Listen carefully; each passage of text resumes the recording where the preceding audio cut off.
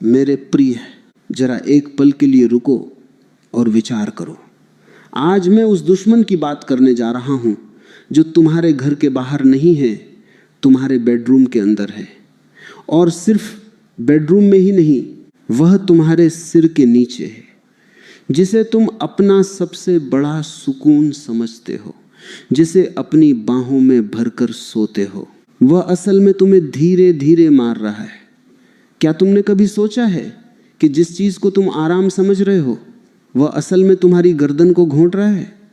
ये जो तकिया है, ये जो रुई का, फोम का, मखमल का टुकड़ा है, जिसे तुम अपने सिर के नीचे लगाकर सोचते हो कि तुम्हें स्वर्ग का सुख मिल रहा है, ये असल में तुम्हारी रीढ़ की हड्डी के लिए नर्क का द्वार है।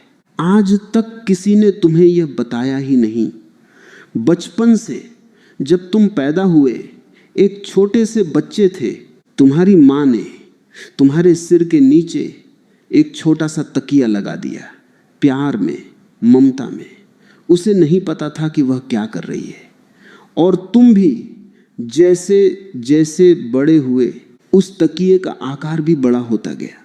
पहले वह छोटा था, फिर वह मोटा हो गया। और आज स्थिति यह है कि बिना उस बैसाखी के तुम्हें नींद ही नहीं आती। लेकिन जरा कुदरत की तरफ देखो, जरा उन जानवरों को देखो जो जंगलों में रहते हैं। क्या तुमने कभी किसी शेर को, किसी चीते को या किसी बंदर को देखा है कि वह रात को सोने से पहले घास का ढेर इकट्ठा करके तकिया बनाता हो? क्या कभी किसी घोड़े को सर्वाइकल का दर्द हुआ है? क्या कभी किसी जानवर ने गर्दन पट्टा बांधा है? नहीं। ये बीमारी, ये दर्द, ये रीढ़ की हड्डी का टूटना, ये सिर्फ और सिर्फ इंसान के हिस्से में आया है। क्यों? क्योंकि इंसान वह इकलौता प्राणी है जो खुद को कुदरत से ज्यादा समझदार मानता है। इंसान ने कुदरत के बनाए हुए नियमों में सुधार करने की कोशिश की है, और जब भी तुम कुदरत को सुधारने जाओगे तुम खुद को बिगाड़ लोगे, यह तय है। तुम गलती कर रहे हो, और ये गलती तुम हर रात कर रहे हो। साल के 365 दिन, हर रात 8 घंटे तुम अपनी गर्दन के साथ, अपनी श्वास नली के साथ एक अपराध कर रहे हो। और फिर सुबह उठकर तुम कहते हो कि सिर भारी है, गर्दन में अकड़न है, कंधों में दर्द है। तुम डॉक्टर के पास जाते हो, दवाइयाँ खाते हो, लेकिन उस जड़ को नहीं हटाते जो तुम्हारे बिस्तर पर पड़ी है। आज हम उसी जड़ को खोदेंगे। आज हम शरीर के उस विज्ञान को समझेंगे जिसे तुमने भुला दिया है। मैं यहाँ तुम्हें कोई ध्यान सिखाने नहीं आया, मैं तुम्हें कोई मोक्ष का मार्ग दिखाने नहीं आया। मैं तुम्हें सिर्फ ये बताने आया हूँ कि तुम अपने शरीर रूपी यंत्र को गलत तरीके से इस्तेमाल कर रहे हो। और अगर यंत्र गलत तरीके से रखोगे तो वो जल्दी खराब होगा ही। शरीर एक ज्यामिति है, एक ज्योमेट्री है। इसे बनाने वाले ने, उस अस्तित्व ने इसे बड़ी बारीकी से गढ़ा है। जब तुम खड़े होते हो तो तुम्हारी रीढ़ की हड्डी एक सीधी रेखा में होती है नहीं, वह एक हल्का सा एस आकार बनाती है ताकि वह तुम्हारे वजन को संभाल सके। लेकिन जब तुम लेटते हो तो शरीर का वजन बंट जाता है। कुदरत ने इंसान को सीधा बनाया है। तुम्हारा पूरा ढांचा, हड्डियों का यह पूरा पिजर एक सीधी रेखा में होने के लिए बना है। लेकिन जरा अपने सोने के तरीके पर गौर करो। जैसे ही तुम बिस्तर पर जाते हो, तुम अपने सिर के नीचे एक मोटा तकिया ठूस लेते हो। अब इस चित्र को देखो जो तुम्हारे भीतर बन रहा है। तुम्हारी पीठ गद्दे पर है, लेकिन तुम्हारी गर्दन वह हवा में लटकी है, एक तकिए के सहारे ऊपर की तरफ मुड़ी हुई। सोचो, अगर तुम्हारे हाथ को मैं पीछे की तरफ मोड़ दूं और 8 घंटे तक वैसे ही रखूं, तो क्या सुबह तुम्हारा हाथ सही सलामत रहेगा? उसमें दर्द होगा, नसें खिंच जाएंगी, खून का दौरा रुक जाएगा। ठीक यही तुम अपनी गर्दन के साथ कर रहे हो। गर्दन शरीर का सबसे नाजुक हिस्सा है। ये वह पुल है जो तुम्हारे धड़ को तुम्हारे दिमाग से जोड़ता है। सारे नर्वस सिस्टम की, सारी तंत्रिकाओं की जो मुख्य वायरिंग है वह इसी पतली सी गर्दन से होकर गुजरती है। और तुम उसी गर्दन को पूरी रात तोड़कर रखते हो। 90 डिग्री नहीं तो कम से कम 30-40 डिग्री के कोण पर उसे टेढ़ा कर देते हो। विज्ञान कहता है कि तुम्हारी गर्दन में 7 मनके हैं, 7 हड्डियां हैं, उन्हें एक सीध में रहना चाहिए, लेकिन तकिया उन्हें जबरदस्ती एक दूसरे के खिलाफ रगड़ने पर मजबूर करता है। तुम जिसे आराम कहते हो वह असल में तुम्हारी हड्डियों का घर्षण है। और यह सिर्फ हड्डियों की बात नहीं है, बात इससे कहीं ज्यादा गहरी है। बात है तुम्हारी सांस की, तुम्हारे जीवन की। सांस ही जीवन है। बिना खाने के तुम हफ्तों रह सकते हो, बिना पानी के तुम कुछ दिन रह सकते हो, लेकिन बिना सांस के कुछ मिनट भी नहीं।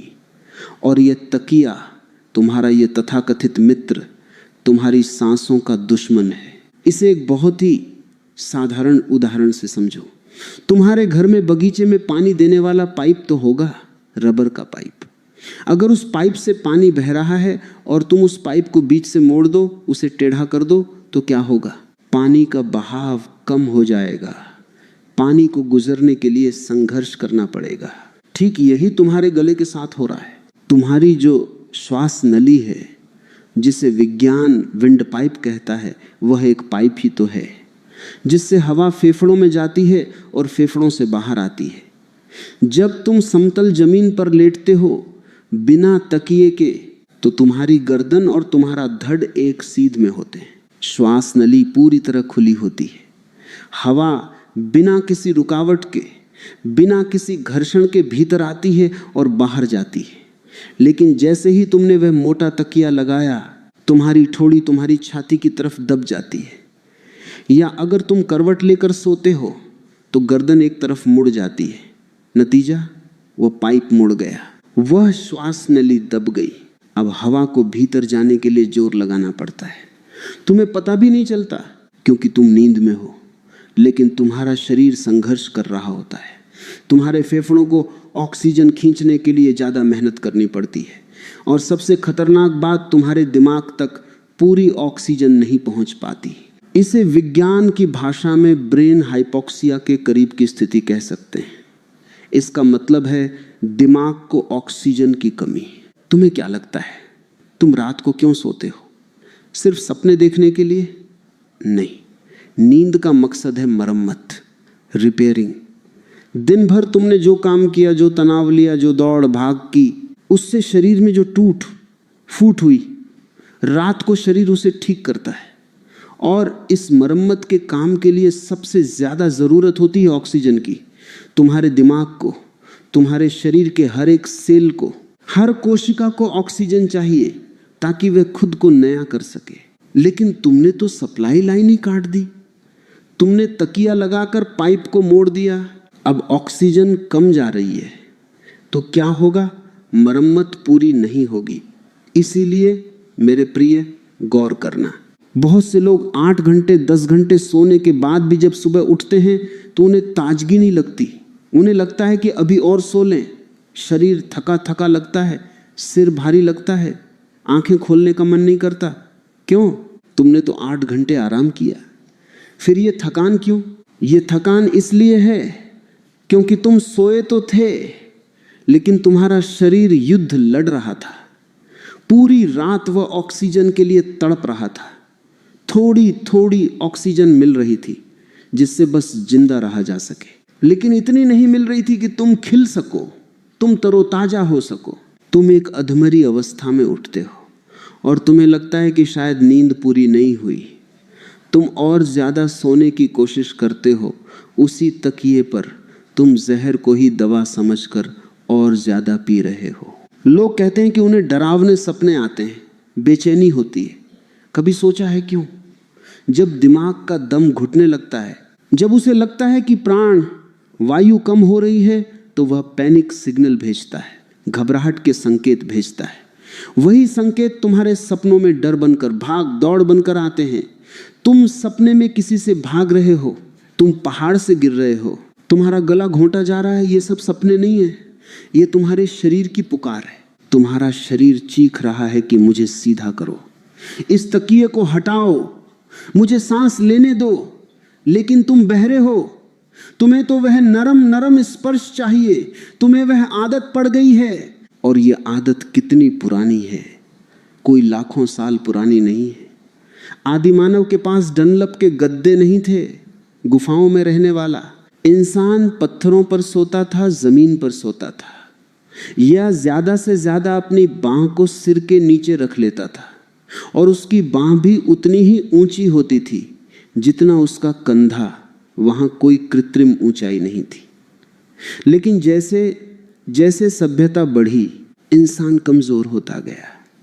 हमने सुख सुविधाओं के नाम पर अपने ही शरीर को अपाहिज बना लिया। आजकल के नौजवानों को देखो, 25-30 साल की उम्र है और गर्दन में पट्टा लगा है, स्पॉन्डिलाइटिस हो गया है। डॉक्टर कहता है गर्दन मत झुकाओ, लेकिन वह यह नहीं कहता कि रात को उस गर्दन के नीचे से वह ईंट जैसा तकिया हटा दो। आधुनिक चिकित्सा विज्ञान भी कई बार लक्षणों का इलाज करता है, कारणों का नहीं। वे तुम्हें दर्द निवारक गोली दे देंगे। वो गोली क्या करेगी? वह तुम्हारे दिमाग को सुन्न कर देगी ताकि तुम्हें दर्द महसूस न हो। लेकिन क्या उस गोली ने तुम्हारी मुड़ी हुई हड्डी को सीधा किया? क्या उसने तुम्हारी दबी हुई नस को खोला? नहीं, दर्द वही है, बस तुम्हें उसका पता नहीं चल रहा। तुम बेहोश हो गए हो दर्द के प्रति, और जब दवा का असर खत्म होगा दर्द फिर लौटेगा और भी ज्यादा ताकत के साथ। शरीर का एक और नियम समझो, शरीर एक प्रवाह है, एक फ्लो है। तुम्हारे अंदर खून बह रहा है, तुम्हारे अंदर ऊर्जा बह रही है, बिजली के तारों की तरह तुम्हारे अंदर नसों का जाल बिछा है। अब कल्पना करो एक बहती हुई नदी की। अगर नदी सीधी बह रही है तो वो शांत होती है, उसका प्रवाह लयबद्ध होता है। लेकिन अगर तुम नदी के बीच में एक बड़ा पत्थर रख दो या उसे जबरदस्ती मोड़ दो तो क्या होगा? वहां भंवर बनेंगे, वहां पानी टकराएगा, शोर होगा, किनारों को तोड़ने लगेगा। तुम्हारी रीढ़ की हड्डी वह नदी का तल है, और उसमें बहने वाला खून, उसमें बहने वाले संदेश वह पानी है। जब तुम तकिया लगाते हो, तुम गर्दन के पास एक बांध बना देते हो, एक रुकावट पैदा कर देते हो। खून जो तुम्हारे दिल से तुम्हारे दिमाग की तरफ जाना चाहिए वह गर्दन पर जाकर अटकता है। उसे ऊपर चढ़ने के लिए गुरुत्वाकर्षण के खिलाफ तो लड़ना ही है, अब उसे इस टेढ़ेपन के खिलाफ भी लड़ना पड़ता है। नतीजा यह होता है कि तुम्हारे चेहरे तक, तुम्हारे बालों की जड़ों तक, तुम्हारी आंखों तक और तुम्हारे मस्तिष्क तक पूरा पोषण नहीं पहुंचता। क्या तुमने कभी सोचा है कि आज के जमाने में बाल इतनी जल्दी क्यों सफेद हो रहे हैं, आंखें इतनी जल्दी कमजोर क्यों हो रही हैं, चेहरे पर झुर्रियां समय से पहले क्यों आ रही हैं? हम कहते हैं प्रदूषण है, तनाव है। हाँ, वह है, लेकिन एक बहुत बड़ा कारण यह भी है कि रात को 8 घंटे तुम अपने चेहरे और सिर की सप्लाई लाइन काट कर सोते हो। जब खून वहां पहुंचेगा ही नहीं तो बाल काले कैसे रहेंगे? जब आंखों को ऑक्सीजन मिलेगी ही नहीं तो रोशनी तो कम होगी ही।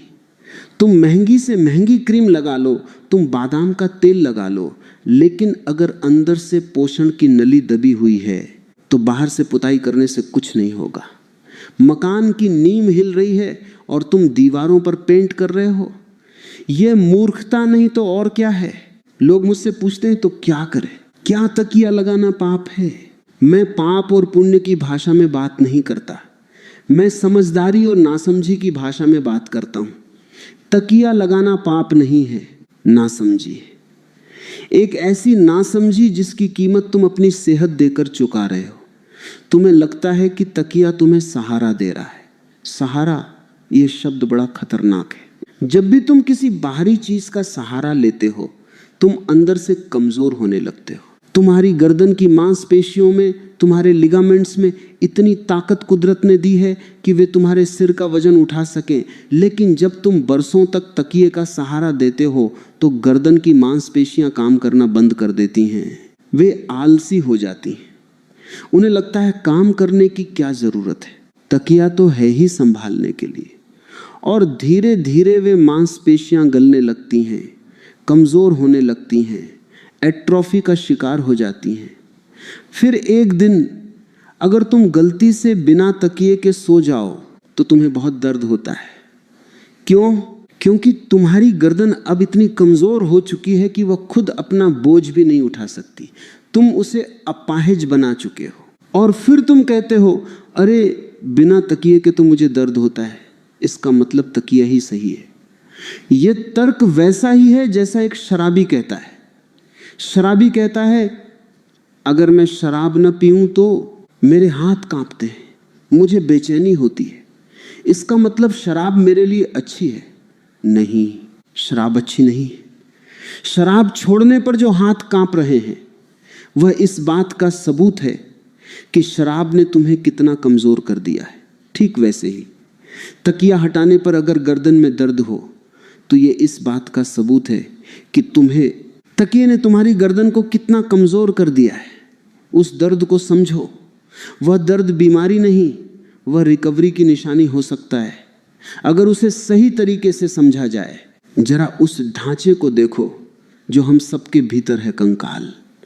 अगर तुम दो कंकालों को लेटा दो, एक को तकिए पर और एक को समतल जमीन पर, जो तकिए पर लेटा है उसकी रीढ़ की हड्डी गर्दन के पास से लाल रंग के खतरे के निशान में होगी, वह मुड़ी हुई होगी। वहां की डिस्क पर जो दो हड्डियों के बीच की गद्दी होती है, भयानक दबाव होगा। एक तरफ की डिस्क दब रही होगी और दूसरी तरफ की खुल रही होगी। इसी असंतुलन से स्लिप डिस्क की समस्या पैदा होती है। वह जेली जैसा पदार्थ बाहर निकल आता है और नसों को दबाता है। फिर शुरू होता है वह दर्द जो तुम्हें हाथ उठाने नहीं देता, जो तुम्हें गर्दन घुमाने नहीं देता। और दूसरे कंकाल को देखो जो बिना तकिए के समतल जमीन पर लेटा है। उसकी रीढ़ की हड्डी हरी है, खुश है, वह बिल्कुल सीधी है, एक मणका दूसरे मणके के साथ बिल्कुल सही तालमेल में रखा है। कोई दबाव नहीं, कोई खिंचाव नहीं। गुरुत्वाकर्षण अपना काम कर रहा है लेकिन वह दुश्मन नहीं, दोस्त बन गया है। जब तुम सीधे लेटते हो तो धरती की गुरुत्वाकर्षण शक्ति तुम्हारे शरीर को सीधा करने में मदद करती है। वह तुम्हारे कुबड़ को, तुम्हारे झुके हुए कंधों को वापस खींचकर सीधा करती है। धरती सबसे बड़ी चिकित्सक है अगर तुम उसे अपना काम करने दो। लेकिन तुम तो बीच में तकिया अड़ा देते हो। तुम धरती के संपर्क में आना ही नहीं चाहते। थोड़ा और गहरे उतरो। यह सिर्फ हड्डी और मांस का मामला नहीं है, यह ऊर्जा का मामला है। तुम्हारे शरीर में ऊर्जा के केंद्र हैं। रीढ़ की हड्डी सिर्फ हड्डियों की माला नहीं है, यह वह राजमार्ग है जहां से तुम्हारे जीवन की ऊर्जा नीचे से ऊपर की तरफ चढ़ती है। मूलाधार से लेकर सहस्रार तक जब तुम इस राजमार्ग को मोड़ देते हो तो ऊर्जा अटक जाती है। तुम कुंठा से भर जाते हो, तुम चिड़चिड़े हो जाते हो, तुम्हें लगता है कि मन अशांत है। मन अशांत नहीं है, शरीर का ऊर्जा तंत्र बाधित है। जब पानी की पाइपलाइन में कचरा फंस जाए या वह मुड़ जाए तो नल से पानी फुस-फुस करके आता है, एक धार में नहीं आता। तुम्हारा जीवन भी ऐसा ही हो गया है, फुस-फुस करता हुआ। कभी थोड़ा जी लिया, कभी बुझ गए। वह जो एक निरंतर अखंड धारा होनी चाहिए जीवन की, वह गायब है। और उसका एक बहुत बड़ा कारण यह है कि तुम्हारी रीढ़ जो कि उस ऊर्जा का चैनल है वह अवरुद्ध है। तुमने जानवरों को देखा है, वे कितने शांत होते हैं। एक गाय को बैठे हुए देखो, एक कुत्ते को सोते हुए देखो, कितनी गहरी नींद होती है उनकी। जरा सी आहट हो तो एकदम जाग जाते हैं, पूरी तरह सतर्क। और तुम अलार्म घड़ी के बजने पर भी नहीं जागते। तुम घड़ी को बंद करके फिर सो जाते हो। यह नींद नहीं है, यह मूर्छा है, यह बेहोशी है। और इस बेहोशी को गहरा करने में तुम्हारे नरम गद्दे और तुम्हारे मोटे तकिए का बहुत बड़ा हाथ है। हमने सुविधा को सुख मान लिया है। यह आधुनिक मनुष्य की सबसे बड़ी भ्रांति है। सुविधा शरीर को आराम दे सकती है लेकिन वह शरीर को स्वस्थ नहीं बनाती। पैदल चलना असुविधाजनक है, कार में बैठना सुविधाजनक है, लेकिन जो पैदल चलता है उसका दिल स्वस्थ रहता है।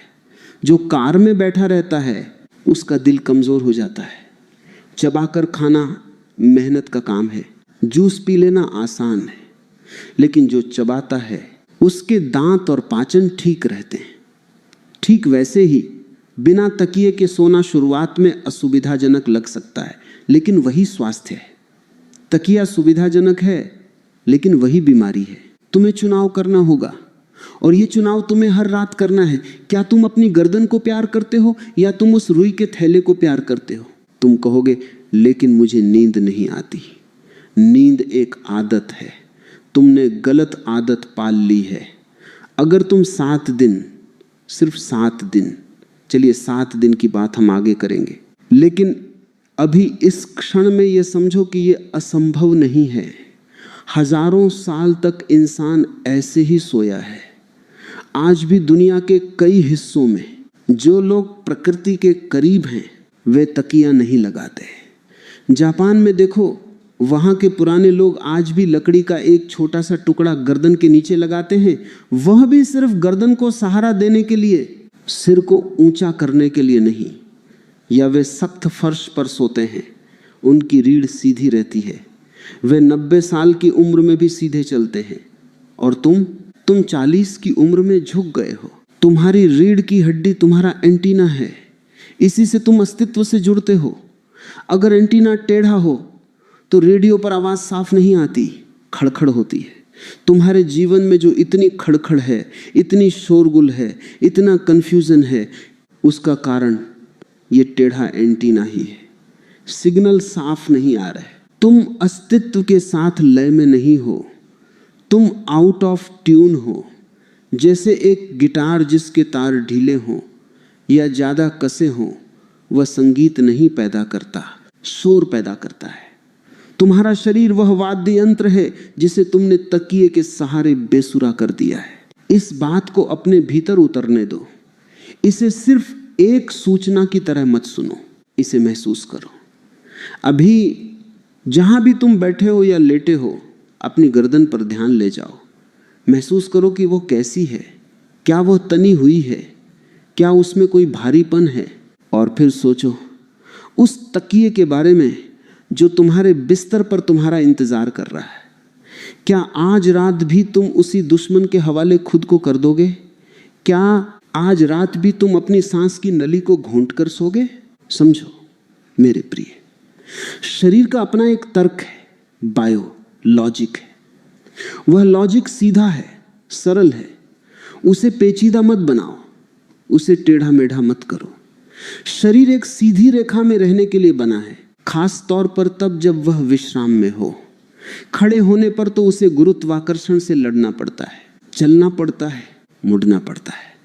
लेकिन सोने का वक्त ही वह वक्त है जब शरीर गुरुत्वाकर्षण के साथ एक हो जाता है, सरेंडर कर देता है, समर्पण कर देता है।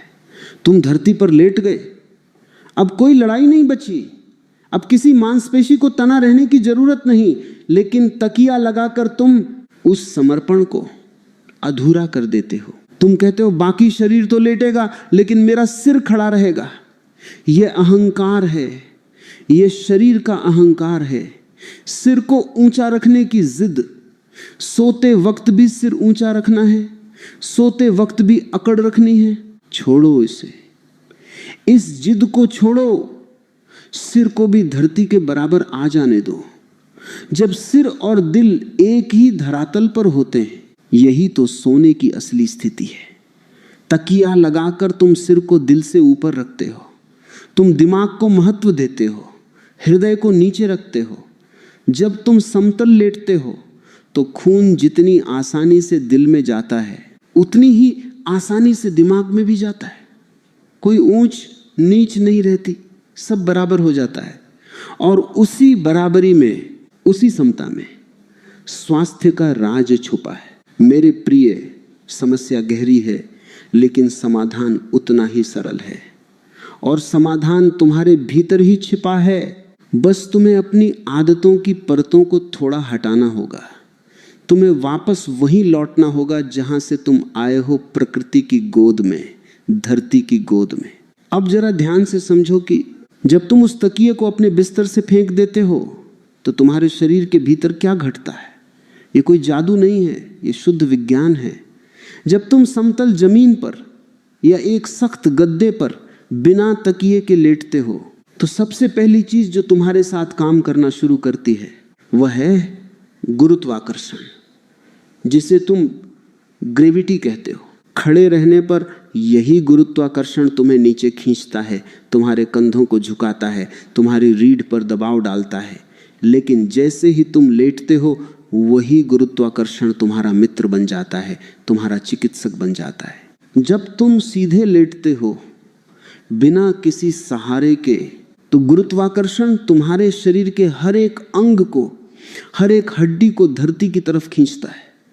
और क्योंकि धरती समतल है, तुम्हारा शरीर भी उस समतल अवस्था में आने के लिए मजबूर हो जाता है। तुम्हारी रीढ़ की हड्डी जो दिन भर के काम से, गलत तरीके से बैठने से, कुर्सियों पर झुकने से टेढ़ी हो गई थी, वह धीरे धीरे सीधी होने लगती है। वह अपनी कुदरती अवस्था में, अपनी सहज अवस्था में लौटने लगती है। किसी डॉक्टर की जरूरत नहीं है, किसी मशीन की जरूरत नहीं है। धरती अपनी चुंबकीय शक्ति से तुम्हारी हड्डियों को अलाइन कर रही है, उन्हें एक सीध में ला रही है। सोचो एक मोतियों की माला के बारे में। अगर तुम उसे टेबल पर ऐसे ही फेंक दो तो वह उलझ जाएगी, टेढ़ी मेढ़ी हो जाएगी। लेकिन अगर तुम उसके दोनों सिरों को पकड़कर खींचो तो वह सीधी हो जाती है। बिना तकिए के लेटना उस माला को सीधा करने जैसा है।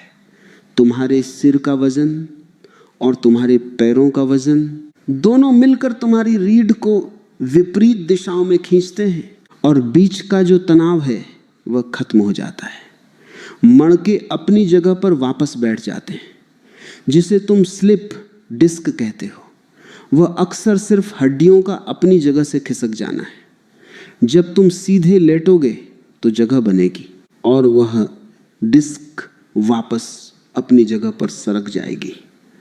यह शरीर खुद को ठीक करना जानता है, बस तुम बीच में अपनी टांग या कहूं कि अपना तकिया अडाना बंद करो। और इसका असर सिर्फ रीढ़ तक सीमित नहीं है, इसका असर तुम्हारे चेहरे पर है, तुम्हारी सुंदरता पर है। तुम आईने में अपना चेहरा देखते हो, झुर्रियां देखते हो, मुरझाया हुआपन देखते हो। क्यों? क्योंकि खून वहां पहुंच ही नहीं रहा। जब तुम तकिया लगाते हो तो गर्दन मुड़ती है और नसों पर दबाव पड़ता है। खून को दिमाग और चेहरे तक पहुंचने के लिए बहुत संघर्ष करना पड़ता है। लेकिन जैसे ही तुम तकिया हटाते हो वो रास्ता साफ हो जाता है, वह हाईवे खुल जाता है। अब दिल को कोई मेहनत नहीं करनी पड़ती। खून पानी की तरह सरलता से बहता हुआ तुम्हारे मस्तिष्क में, तुम्हारे चेहरे की नसों में, तुम्हारी आंखों में और तुम्हारे बालों की जड़ों में पहुंचता है। तुम देखोगे जो लोग बिना तकिए के सोते हैं उनके चेहरे पर एक अलग तरह का तेज होता है। उनकी त्वचा सांस लेती है क्योंकि रात भर उन्हें भरपूर पोषण मिला है। उनके बाल जल्दी सफेद नहीं होते, जल्दी नहीं झड़ते। ये कोई चमत्कार नहीं है, ये सिर्फ इतना है कि उन्होंने अपने शरीर के सबसे ऊपरी हिस्से को भूखा मारना बंद कर दिया है। तुमने अपनी जड़ों में पानी डालना शुरू कर दिया है। अब तुम कहोगे ये सब तो ठीक है, बात समझ में आ गई। लेकिन जब मैं तकिया हटाता हूं तो मुझे नींद नहीं आती, मुझे बेचैनी होती है, गर्दन में अजीब सा खिंचाव महसूस होता है। मैं जानता हूं ये होगा और ये होना भी चाहिए। ये इस बात का सबूत है कि तुम्हारी बीमारी कितनी पुरानी है। समझो, अगर किसी आदमी का हाथ बरसों से मुड़ा हुआ हो और अचानक तुम उसे सीधा करने की कोशिश करो तो उसे दर्द होगा, वह चिल्लाएगा, वह कहेगा छोड़ दो, मुझे मुड़ा ही रहने दो। उसी में आराम है, लेकिन वह आराम नहीं है, वह अपंगता है। वह दर्द इसलिए हो रहा है क्योंकि जो मांसपेशियां बरसों से सिकुड़ी हुई थीं अब वे खुल रही हैं। जो नसें दबी हुई थीं अब उनमें खून दौड़ रहा है। ये जो दर्द है ये हीलिंग पेन है, ये सुधार का दर्द है। इसे शुभ मानना। जिस दिन तुम तकिया हटाओगे पहली रात तुम्हें शायद नींद ना आए, तुम करवटें बदलोगे, तुम्हें लगेगा कि सिर नीचे लटक गया है और खून सिर की तरफ भाग रहा है। घबराना मत, यह सिर्फ आदत टूटने की बेचैनी है। शरीर को आदत पड़ गई थी गलत स्थिति की, अब सही स्थिति उसे गलत लग रही है। शराबी को जब शराब नहीं मिलती तो उसे लगता है कि वह मर जाएगा, लेकिन वह मरता नहीं है, वह नया जीवन पा रहा होता है। तुम भी एक नशेड़ी हो, तकिए के नशेड़ी। तो इस नशे को कैसे छोड़ना है? इसके लिए जबरदस्ती मत करना, शरीर के साथ हिंसा मत करना, क्रांति धीरे धीरे होनी चाहिए। अगर तुम आज ही मोटा तकिया फेंक दोगे तो हो सकता है कल तुम्हारी गर्दन अकड़ जाए, क्योंकि तुम्हारी गर्दन की मांसपेशियों में अभी इतनी ताकत नहीं है कि वे सिर का वजन संभाल सके। उन्होंने काम करना बंद कर दिया था। तो शुरुआत ऐसे करो, एक रोड मैप बनाओ। अगर तुम 6 इंच का तकिया लगाते हो तो आज उसे हटा दो और उसकी जगह 3 इंच का तकिया ले आओ। या फिर एक मोटा तौलिया ले लो, उसे मोड़कर फोल्ड करके अपने सिर के नीचे लगा लो। तौलिया सख्त होना चाहिए, रुई जैसा पिलपिला नहीं। इससे तुम्हारी गर्दन को सहारा भी मिलेगा और ऊंचाई भी कम हो जाएगी। 3 दिन ऐसे ही सो, शरीर को इस नई ऊंचाई की आदत पड़ने दो। फिर 3 दिन बाद उस तौलिए की एक तह कम कर दो, ऊंचाई और कम हो गई। फिर 3 दिन बाद उसे और पतला कर दो। जैसे जैसे ऊंचाई कम होगी तुम्हारी गर्दन की नसों में खिंचाव आएगा, लेकिन साथ ही साथ वे मजबूत भी होती जाएंगी। वे वापस काम करना सीखेंगी और फिर एक दिन वह शुभ घड़ी आएगी जब तुम उस पतले से कपड़े को भी हटा दोगे और तुम बिल्कुल धरती के समानांतर लेटोगे। उस दिन तुम्हें जो नींद आएगी वह नींद तुमने बचपन के बाद कभी नहीं ली होगी। वह नींद इतनी गहरी होगी जैसे तुम किसी और ही लोक में चले गए हो, क्योंकि अब कोई रुकावट नहीं है। अब तुम और अस्तित्व एक हो गए हो। मैं तुम्हें एक चुनौती देता हूं, मैं तुम्हें एक प्रयोग देता हूं। मेरी बात पर विश्वास मत करना, विश्वास अंधा होता है। अनुभव करो, सिर्फ 7 दिन। क्या तुम अपने जीवन के अपने स्वास्थ्य के 7 दिन इस प्रयोग को दे सकते हो? अगले 7 दिनों के लिए यह संकल्प लो कि तुम अपने सोने के तरीके को बदलोगे। हो सकता है कि पहले 2 दिन तुम्हें थोड़ा सिर भारी लगे, हो सकता है तुम्हें लगे कि चेहरे पर सूजन आ रही है। डरना मत, ये शरीर अपनी सफाई कर रहा है। बरसों से जो गंदगी, जो टॉक्सिन्स तुम्हारे चेहरे और दिमाग में जमा थे, अब खून का तेज बहाव उन्हें साफ कर रहा है। यह सफाई की प्रक्रिया है। 7 दिन के बाद तुम खुद फर्क देखोगे। तुम देखोगे कि तुम्हारी याददाश्त तेज हो रही है। तुम देखोगे कि सुबह उठने पर अब तुम्हें चाय या कॉफी की जरूरत नहीं है। तुम अपने आप में ही इतने तरोताजा हो। तुम्हारी रीढ़ की हड्डी जो सुबह दुखती थी, अब उसमें एक लचीलापन आ गया है। तुम झुक पाओगे, तुम मुड़ पाओगे बिना किसी दर्द के। तुम पाओगे कि तुम्हारा गुस्सा कम हो रहा है, तुम्हारी चिड़चिड़ाहट कम हो रही है। क्योंकि जब प्राण, ऊर्जा, जिसे हम प्राण वायु कहते हैं, वह बिना रुकावट के बहती है तो मन अपने आप शांत हो जाता है। शरीर का यह यंत्र बहुत कीमती है, इसे बाजार से दोबारा नहीं खरीदा जा सकता। गाड़ी खराब हो जाए तो पुर्जे बदल जाते हैं, लेकिन अगर तुमने अपनी रीढ़ की हड्डी बर्बाद कर ली तो दुनिया का कोई डॉक्टर तुम्हें वो असली वाली रीढ़ वापस नहीं दे सकता। जो कुदरत ने दिया है उसका सम्मान करो। जानवर हमसे ज्यादा समझदार हैं। वे कोई बिस्तर नहीं सजाते, वे कहीं भी लेट जाते हैं और स्वस्थ उठते हैं। हमें उनसे सीखना होगा। हमें अपनी झूठी शान और झूठे आराम को छोड़ना होगा। तकिया एक प्रतीक है तुम्हारी कमजोरियों का, तुम्हारे आलस्य का। उसे हटाना सिर्फ बिस्तर से एक चीज हटाना नहीं है, ये अपने भीतर एक मजबूती लाने की शुरुआत है। तो आज रात जब तुम सोने जाओ तो एक पल के लिए रुकना, उस तकिए को देखना और खुद से पूछना, क्या ये मेरा दोस्त है या दुश्मन? और अगर तुम्हारे भीतर थोड़ी सी भी समझ, थोड़ी सी भी प्रज्ञा जगी है तो तुम उसे उठाओगे और दूर रख दोगे। और तुम अपनी बाहें फैलाकर, छाती चौड़ी करके इस पृथ्वी पर ऐसे लेटोगे जैसे एक बच्चा अपनी माँ की गोद में लेटता है, बिल्कुल निडर, बिल्कुल सरल, बिल्कुल सीधा। यही स्वास्थ्य का राज है, यही यौवन का राज है और यही मेरे प्रिय जीने का सही ढंग है। सीधा शरीर, सीधी रीढ़ और सीधी सांस, बाकी सब अपने आप ठीक हो जाएगा। बस शुरुआत तुम्हें करनी है, और वह शुरुआत आज की रात से ही होनी चाहिए। कल कभी नहीं आता, जो है वह अभी है।